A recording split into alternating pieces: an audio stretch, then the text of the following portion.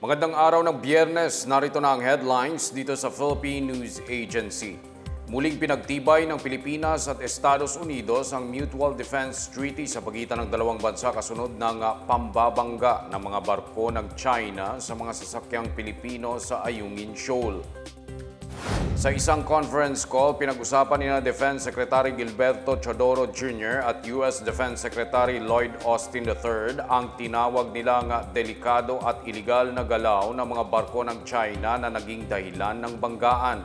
Sa isang joint statement, tinawag ni Austin na ironclad ang kasunduan sa pagitan ng Pilipinas at U.S.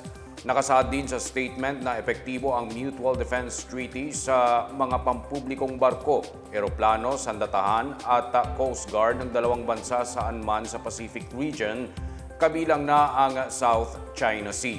Nagkasundo rin ang dalawang opisyal na paiigtingin ang koordinasyon, interoperability at pagsuporta sa modernisasyon ng Armed Forces of the Philippines.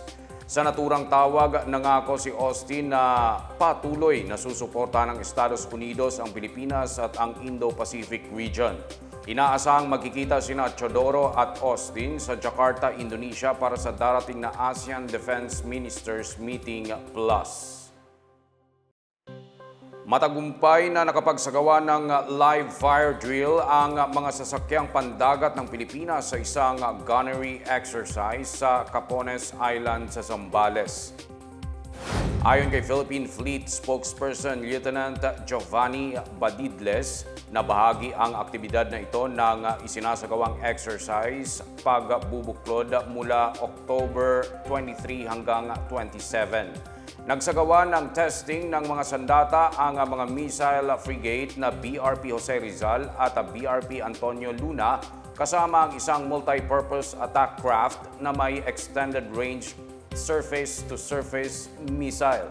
Ang live fire exercises ay paraan din upang mahasa ang kasanayan at mapalakas ang kumpiyansa ng mga marino ng Navy sa paggamit ng kanilang mga sasakyan at sandata. Mahalaga rin anya ang exercise pagbubuklod para sanayin ang kanilang mga tauhan sa pagbuo ng mga taktika sa pagtugon sa anumang sitwasyon at sa epektibong paggamit ng mga asset ng sandatahan. Nasa kote ng mga operatiba ng Bureau of Customs ang nasa 67 Pilipino at 10 Chinese national sa tangkang pagnanakaw ng mga nakumpiskang kalakal ng ahensya. Kasalukuyang nakalagak sa isang bodega sa Pasay City ang mga nakumpiskang kalakal gaya ng mga damit, sapatos at bag nang makatanggap ng impormasyon ng BOC na may nagaganap na nakawan sa loob. Kinumpiska ng mga otoridad ang nasabing mga produkto dahil sa paglabag sa intellectual property rights. Sinira umano ng mga suspect ang kandado at selyo ng ahensya at huli sa akto habang binababa ang mga produkto sa ground floor ng bodega. Kita rin ang nakaantabay na L300 van na may plate number TNP 882 na may kargang kalakal. Pansamantalang nakakulong ang mga nasa koteng suspect sa loob mismo ng warehouse habang iniimbestigahan at pinoproseso ang kanilang mga dokumento. Sasailalim din sa inquest ang mga ito. Ayon kay Customs Commissioner Bienvenido Rubio, titiyakin ng ahensya na kumpleto pa rin ang mga nakumpiskang kalakal nito.